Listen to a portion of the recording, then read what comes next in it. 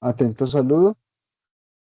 Bien, mi nombre es Juan Sebastián Ballén Rodríguez. Yo soy el director del curso de Filosofía No Occidental y vamos a proceder con la exposición eh, sobre la filosofía japonesa. En especial hablaremos del tema del Bushido y la ética del samurái, ¿no?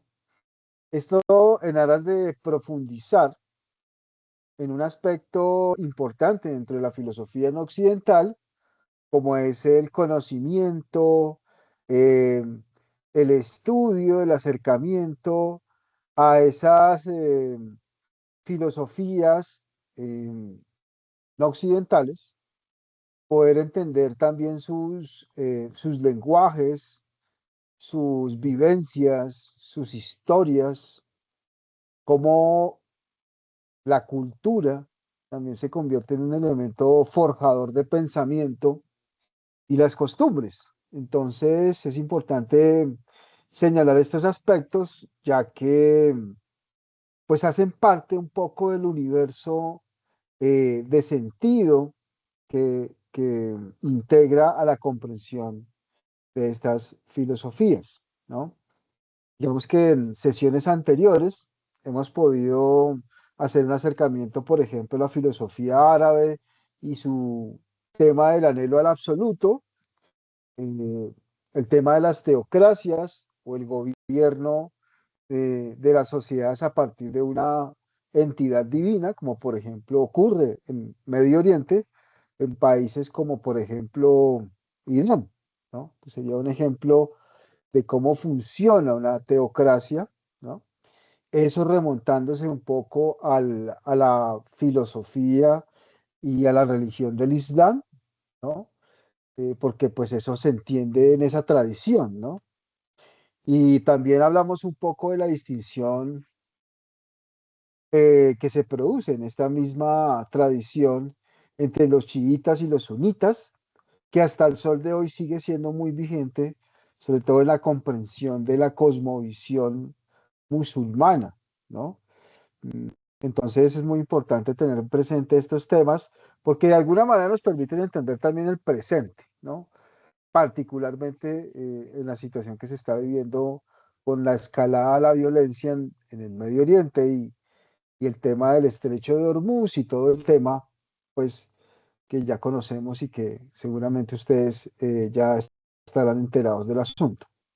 Entonces, conocer estos temas nos permiten claramente abrirnos al mundo, saber que no hay una cosmovisión filosófica universal, absoluta, sino que hay una pluralidad de filosofías. Esto, pues lo digo en resonancia a lo que habíamos planteado en la primera charla sobre eh, la propuesta de la filosofía de la liberación del pensador Enrique Dussel y todo el tema de la alteridad, la crítica al ego conquiro o al yo conquisto, eh, la misma idea pues de el otro, ¿no? Entonces todos esos temas están atravesados, claramente están interconectados y la idea un poco es en la sesión de hoy profundizar en el tema pues que yo les comentaba de la filosofía japonesa, en especial porque la filosofía japonesa es muy amplia. Entonces yo sencillamente me voy a concentrar en un elemento que me llama mucho la atención, que es la filosofía del Bushido. Entonces voy a compartirles una presentación para que nos orientemos en función de lo que queremos socializar en esta sesión de hoy y tratar de dejar algunos conceptos claros sobre la filosofía japonesa.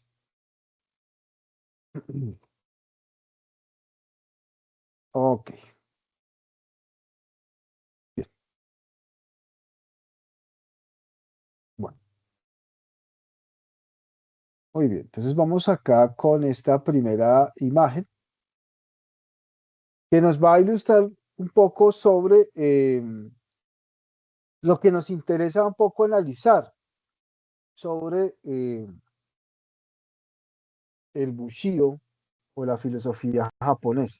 Entonces, eh, claramente, uno de los elementos que a mí me ha llamado mucho la atención dentro de mi investigación de la filosofía es el asunto de la violencia, ¿no?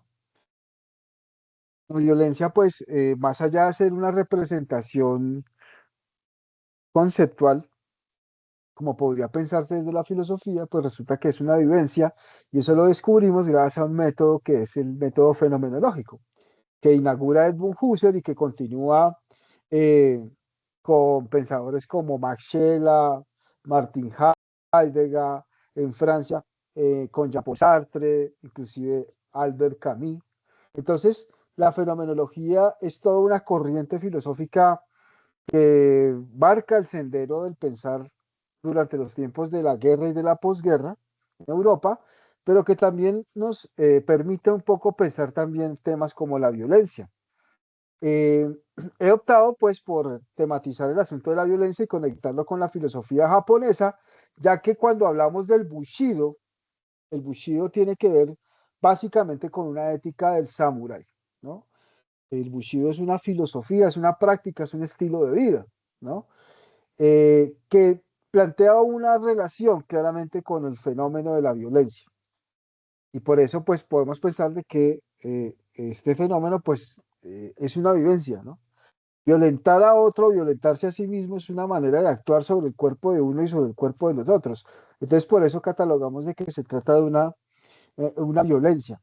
Entonces, mmm, hay unos elementos de análisis muy interesantes que nos ofrece el Bushido japonés con su lenguaje, ¿sí? La palabra Bushido, por supuesto, pues nos implica remontarnos un poco al Japón antiguo y imaginarnos también la figura de una personalidad que también es muy importante o fue muy importante dentro de la cultura japonesa antigua, que es el samurái. Bien, entonces el samurái es ese personaje, digamos, es un guerrero, ¿no? Que de alguna manera encarna los valores del Bushido, ¿sí? Entonces, hay unos elementos que me parecen muy interesantes al momento de destacar esta filosofía, pero también en conexión con algunos elementos de la filosofía occidental que, como se han podido dar cuenta, pues son relevantes al momento también de pensar otro tema muy importante dentro de esta filosofía, que es el asunto de la interculturalidad. Entonces, eh, la interculturalidad que tiene que ver básicamente con el diálogo que se da entre Oriente y Occidente. Creo yo que ese también es una manera de pensar la filosofía no occidental como una filosofía del diálogo, como una filosofía del encuentro. También eso es un planteamiento dusseliano que se encuentra en la filosofía de la liberación. Entonces, eh, el Bushido japonés propende por el autoconocimiento. Eso lo tendríamos que entender nosotros como el autodominio, ¿sí? La capacidad de gobernarnos a nosotros mismos, para decirlo en términos Foucaultianos. Foucault, por ejemplo, en su libro, por ejemplo, en la historia de la sexualidad, en los 3 volúmenes de la historia de la sexualidad, y también en otro libro que se llama La hermenéutica del sujeto, estudia un poco el tema de la autognosis o lo que llamarían los griegos el epimeleia etón, o sea, el conócete a ti mismo, ¿no? Entonces resulta que en el Bushido japonés hay algo parecido que tiene que ver con el autoconocimiento, el autodominio, ¿no? Eso implica una comprensión del karma, ya la categoría karma pues no aparece en la filosofía griega, sino que tiene que ver también con las filosofías orientales. El karma es una potencia, digamos, que puede sacar al ser humano de su centro de gravedad y lo puede arrojar al mundo de la exterioridad radical, ¿no? Entonces el karma es un principio de conocimiento en el sentido de que es necesario entender esas contradicciones de la vida, ese caos que gobierna la vida, esa oscilación permanente entre la paz y la guerra, el bien y el mal. Eso es karmático, y entonces el autoconocimiento vendría a ser una especie como de alternativa que tendría el guerrero japonés, Bushido, para encontrar básicamente la paz interior, ¿no? Que es un elemento muy importante en esta, digamos, en esta comprensión del Bushido y la filosofía japonesa. Es claro también que mmm, hay un tema que es el harakiri, o la muerte honorable, ¿no? que es otro elemento muy importante dentro de la filosofía del Bushido japonés. Digamos que el harakiri es una suerte de suicidio honorable, ¿sí? El guerrero japonés tiene la capacidad de quitar su vida y eh, quita su vida básicamente cuando ya no tiene señor, cuando no tiene a quien obedecer. Entonces, también este es un elemento muy importante dentro de la idea del señorío de sí o el autoconocimiento, porque quitarse la vida de alguna manera implica una decisión muy personal, pero que tiene que ver, claro, con un alto conocimiento de sí mismo, una convicción profunda de que el guerrero es un ser obediente a su señor y que obedeciendo al señor se obedece a sí mismo. ¿Sí? Es una cosa como muy radical esto de la obediencia.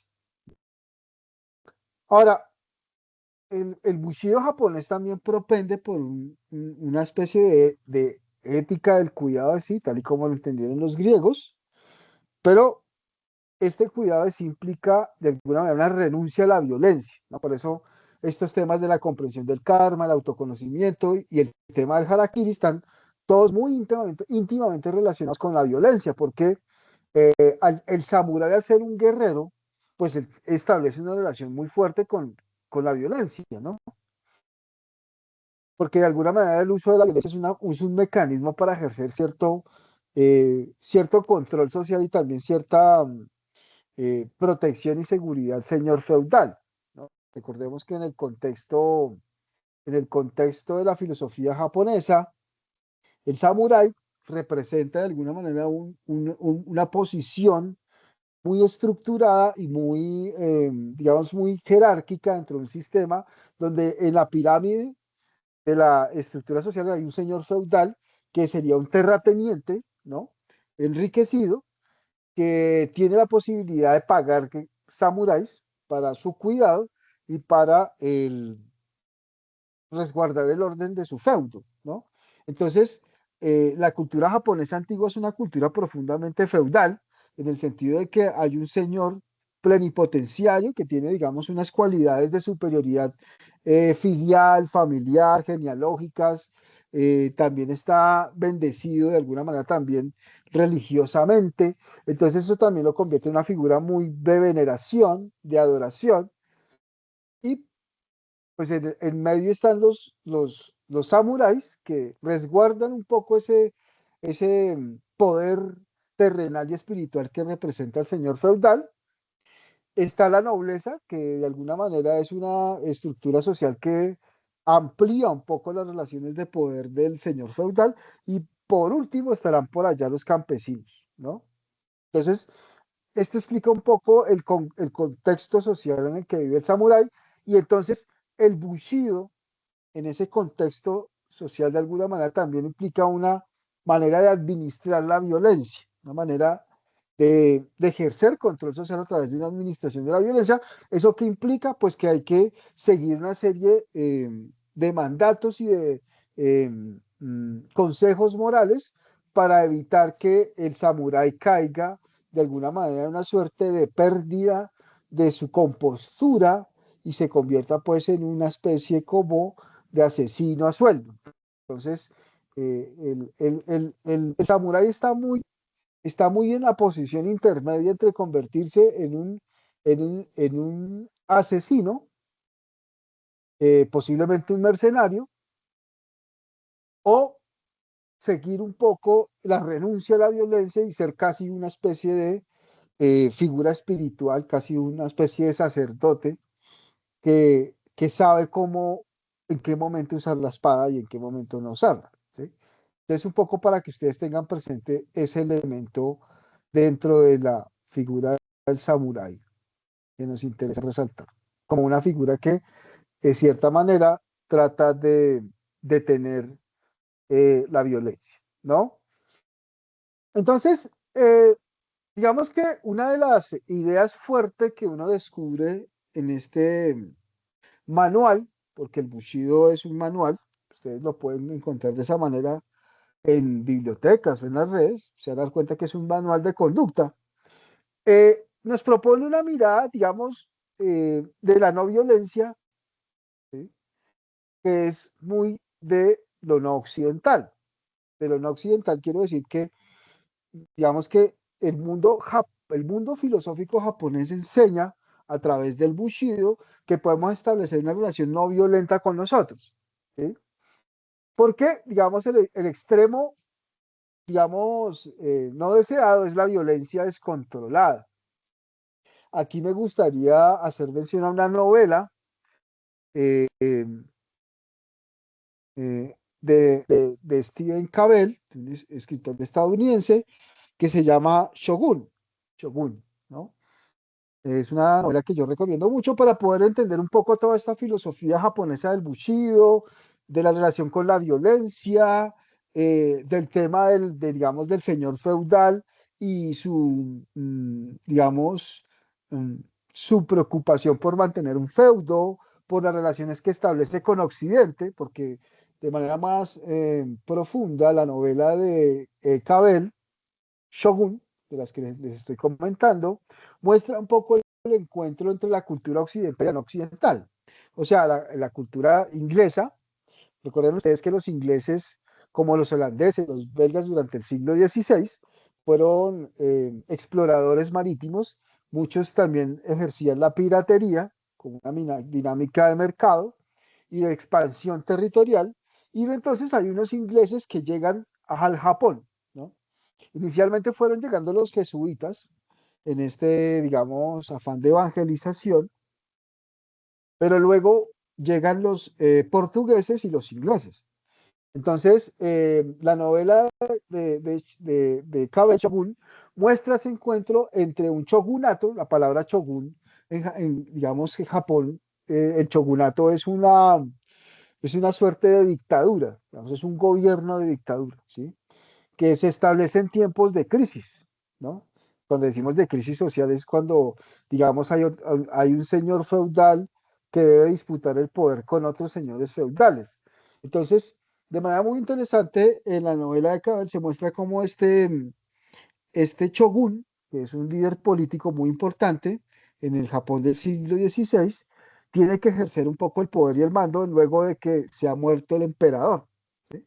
Que es también una figura muy importante dentro de la estructura social japonesa antigua. Entonces, de la muerte del emperador, como suele ocurrir en todas las estructuras feudales de poder, pues hay una disputa alrededor de quién va a ocupar ese puesto, ¿no? Entonces el shogunato es una figura jurídica, moral y política que se le atribuye el derecho de ejercer cierta especie de, digamos, de violencia controlada con el ánimo de mantener el orden y la paz social, ¿sí? Entonces, la novela relata un poco esa parte que se está viviendo en el Japón, pero al mismo tiempo está ocurriendo otro fenómeno muy interesante y es el encuentro de los ingleses y los portugueses con los japoneses. En particular, la historia de un capitán inglés de apellido Blackthorne, que llega con su tripulación al Japón, pero es secuestrado por los hombres del shogunato, que son samuráis, todos, y pues comienza todo como un periplo por parte de este personaje Blackthorne de adoptar un poco el estilo de vida japonesa y entender también cómo funciona una sociedad feudal bajo el dominio de un shogunato que digamos, está en crisis, porque, como vuelvo y les digo, la figura imperial está en disputa por parte de otros señores feudales. Entonces, realmente la novela es muy interesante, yo la recomiendo mucho porque esa novela a mí me permitió, digamos, entender un poco cómo opera la filosofía japonesa, particularmente el Bushido del samurái. Entonces, es muy interesante porque, digamos que este shogun trata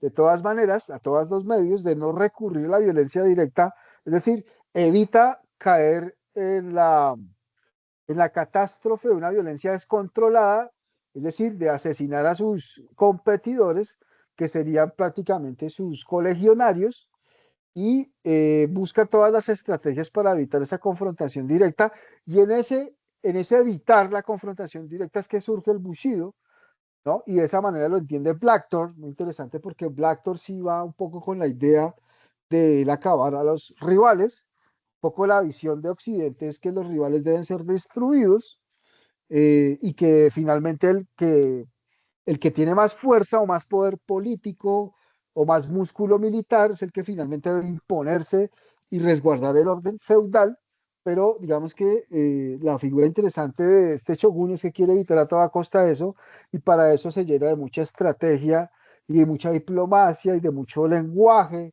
simbólico para evitar la violencia y también despistar a sus enemigos. Entonces, el Bushido japonés también tiene que ver un poco con eso, con mantener el orden sin recurrir a la violencia. Entonces, en ese sentido, recomiendo muchísimo esta novela para poder entender cómo el Bushido japonés es interpretado como una filosofía de vida, pero también que tiene unas implicaciones políticas, éticas y jurídicas que de cierta forma permiten entender cómo surge el fenómeno del shogunato en el Japón antiguo, ¿no? En medio de la confrontación con los occidentales que definitivamente llegan un poco en una concepción de la vida mucho más colonial, ¿sí? eh, de dominación absoluta, de guerra declarada, de justificación de una violencia. Entonces es muy interesante porque en ese diálogo Blackthorne se va convirtiendo con el paso del tiempo, la novela nos relata que este personaje, que es un capitán inglés, se va volviendo en el amigo del shogun, ¿sí? Comienzan a tener una relación de amistad muy interesante y entonces en esa relación de amistad, Blackthorne, el capital inglés, va aprendiendo el modo de vida japonés y lo va adoptando, ¿no? Entonces comienza a utilizar kibonos, renuncia a la carne y se hace más vegetariano, eh, adopta inclusive el lenguaje japonés y comienza a aprender japonés para poder entender mucho mejor a su, ¿qué? A la persona que lo está, digamos, invitando a conocer el mundo japonés.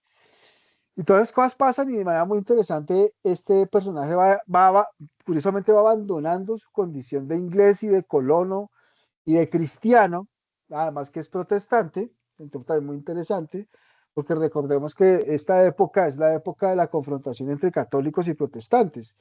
Y entonces hay toda una discusión muy interesante entre los colonos ingleses y los colonos portugueses, porque mientras que los colonos ingleses están de alguna manera animados por el credo religioso protestante, los portugueses pues son de tradición católica. Entonces ahí hay una confrontación muy interesante entre los jesuitas y los protestantes que pone de presente también las dificultades que tienen los orientales para entender el mundo religioso de los occidentales, que lo ven que es un mundo de mucha rivalidad, de mucha hipocresía, que ambos persiguen los mismos fines, que es la dominación cultural, y de alguna manera el Bushido japonés pues sigue siendo una filosofía muy vigente porque, entre otras cosas, la batalla cultural que se propone en esta novela es que el shogunato y el Bushido y el estilo de vida japonés no puede desaparecer por cuenta del influjo occidental, que es el que propone en su versión católica los jesuitas y en su versión protestante Blackthorne y los piratas ingleses. Entonces hay un tema también muy interesante que es el asunto religioso, el asunto filosófico, claramente, porque cuando se inserta una sociedad a otra, como nos lo mostró Enrique Dussel y su teoría de la filosofía de la liberación, hay una tendencia a, digamos, a modernizar la sociedad a partir de prácticas coloniales. Acá también se presenta un fenómeno muy semejante, solo que acá, pues, digamos que los ingleses, tanto los ingleses como los portugueses, pues, digamos, los japoneses los dejan ingresar a esa sociedad, pero respetando las diferencias. Es muy interesante porque acá el fenómeno de la colonización no se dio como aquí, que aquí arrasaron con pueblos indígenas, violaron, desaparecieron gente, no, allá fue muy distinta la cosa. Entonces, aquí nos muestra también una experiencia colonial muy interesante de Occidente en el Japón y cómo en el Japón antiguo se planteó toda una lucha cultural, como lo he dicho anteriormente, por evitar que esas filosofías occidentales, coloniales, violentas, se impusieran en el Japón y acabaran con las bases tradicionales del Bushido, del shogunato, etcétera, etcétera, etcétera. Bien, entonces, eh, el, el, el, digamos que la filosofía japonesa bebe de unas fuentes filosóficas que son el budismo, el sintoísmo y el confucianismo. ¿Sí? Para ayudar un poco el asunto, podemos decir que el budismo plantea la serenidad ante el destino, que es una filosofía muy propia del Bushido japonés. Yo les decía a ustedes que esta filosofía propende por una no violencia o por un uso controlado de la violencia que puede emanar de un samurái. Eh, y en ese sentido, pues, al asumirse la serenidad, pues, de alguna manera se plantea una relación muy diferente con la muerte, ¿sí? Entonces, la vivencia de la muerte se convierte en una experiencia también de la vida, en el sentido de que la muerte se siente cerca básicamente porque en cualquier momento el samurái puede perder su vida. Y por eso hay que mantener la serenidad, la calma, la tranquilidad. Esto pues es muy propio de estas filosofías y muy contrario también de la filosofía occidental, que de alguna manera la filosofía occidental a partir de la religión cristiana ha introducido el tema, por ejemplo, de la culpa, de la angustia, del miedo, y por eso la muerte no es una vivencia muy serena, sino que es más bien una experiencia como tormentosa. Entonces, ahí tenemos una diferencia muy interesante entre el budismo y el cristianismo, ¿no? Eh, hay que dominar, hay que dominar el gozo, la ansiedad, la irritación, el dolor, el miedo. Un poco el consejo del budismo. Otra influencia muy importante es el sintoísmo, que es la lealtad irrestricta al soberano, el patriotismo, el respeto a los ancestros, la piedad filial. Yo les decía que el samurái de alguna manera eh, es un enviado para, o representa un poco el control de las emociones. Y es muy interesante porque estos elementos nos descubren un mundo que es el mundo de la interioridad. Yo les decía que pues yo tengo un interés manifiesto por la fenomenología de Husserl y la interioridad es un elemento fundamental, digamos, en esta filosofía que nos propone el budismo, ¿no? Entonces, esos serían algunos de los elementos que quisiera aportarles en esta sesión introductoria a la filosofía japonesa, al tema del Bushido, a la figura preponderante del samurái. Y pues es una breve explicación, espero que les haya servido y ha sido de utilidad para profundizar en los temas de la filosofía japonesa. Me despido y espero que este recurso sea de utilidad. Queda la grabación para que lo puedan consultar cuando ustedes lo deseen. Gracias.